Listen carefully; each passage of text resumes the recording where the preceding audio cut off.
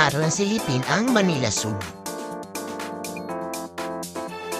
Talaga nga namang mapapawaw ka na ngayon sa Manila Zoo. Dahil sobrang linis at sobrang ganda na niya, ang dami ng pagkakaiba. Makakalanghap ka na ng sariwang hangin at marirelax pa ang iyong sarili. Dito lang yan sa Manila Zoo.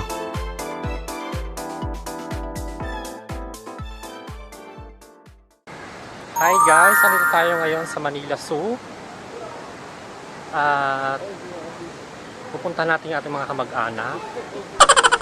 Kasi matagal ko na silang hindi nadadala dahil nga sobrang busy. Kaya ngayon naman, ito naman yung chance para dalawin ko sila.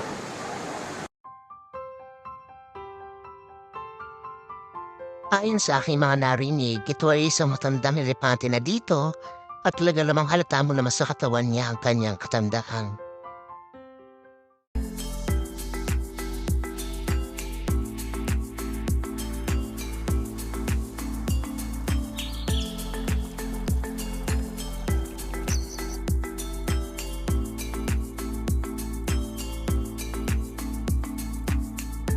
Agaw pansin ng dalawang tiger na to dahil sobrang kukulit nila at mukha naman talagang mag-best friend yata sila dahil sobrang taga nilang magkasama dito sa Manila Zoo.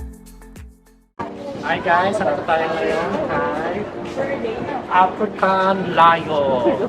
Wala, silipin natin. Hello.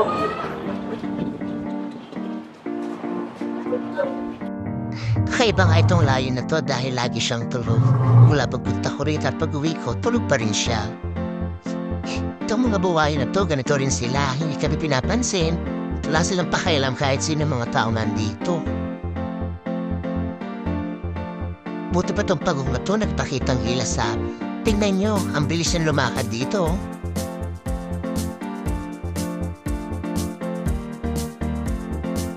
Makikita natin dito ang zebra, talaga namang makikita mo ang ganda-ganda niya sa personal. Talagang nakakatuwa silang tingnan. At ngayon pupunta naman po tayo sa aking mga kaibigan. Kasi nandito talaga yung mga kaibigan ko sa Manila Zoo.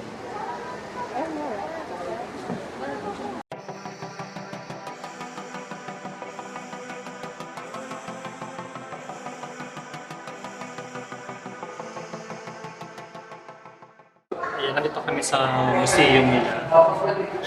At in fairness, naka-aircon na.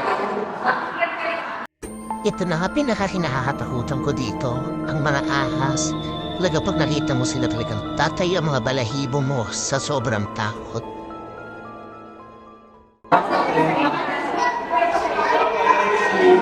Ayan sila. Ito yung mga best friend ko talaga. Ayan sila.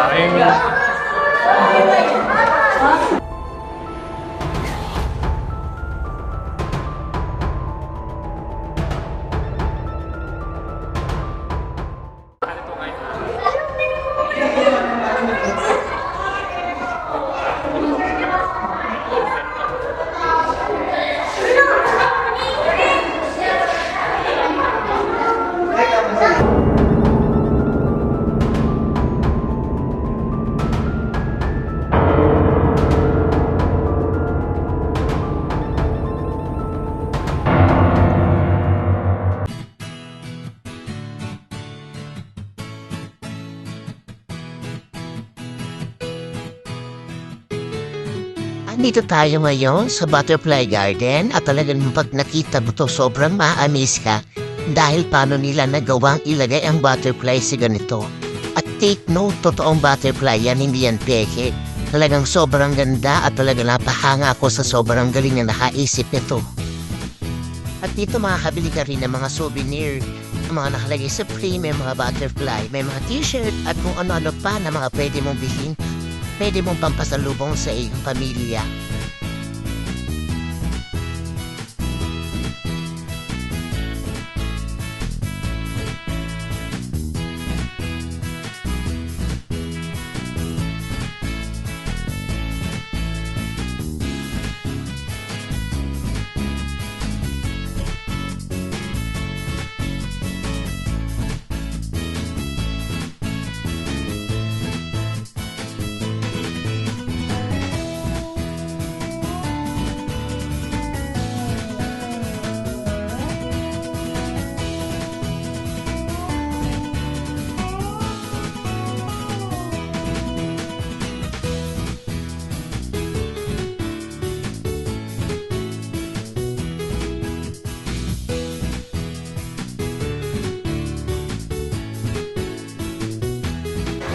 Hi guys, pagkatapos ng ating mga paglilibot sa Manila Zoo, syempre ngayon magmimerienda naman tayo. At syempre dito tayo sa G-Spot Burger. Ayan, hintayin natin yung ating order at talaga namang mukhang masarap naman yung burger. Malalasahan natin yan. Matitikman natin yung kanilang burger.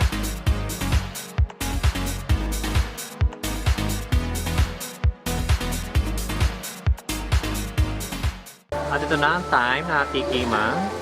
Siyempre, kakabi natin ng ating gloves. Okay. Okay, start na. Okay lang yung burger. Parang burger lang ng Angels na nilagyan ng mga gulay.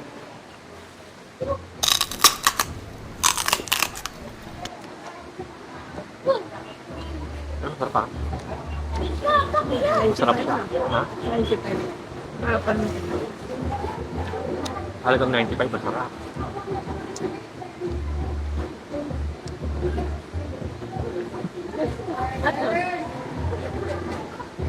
Yung nag-hotdog. Ano yung itim-itim na yun? Ay, ang ibis.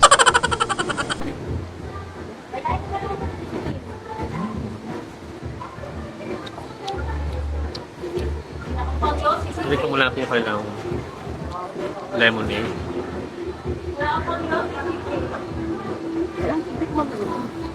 Sarap din. Hirap lang naman. Perfect.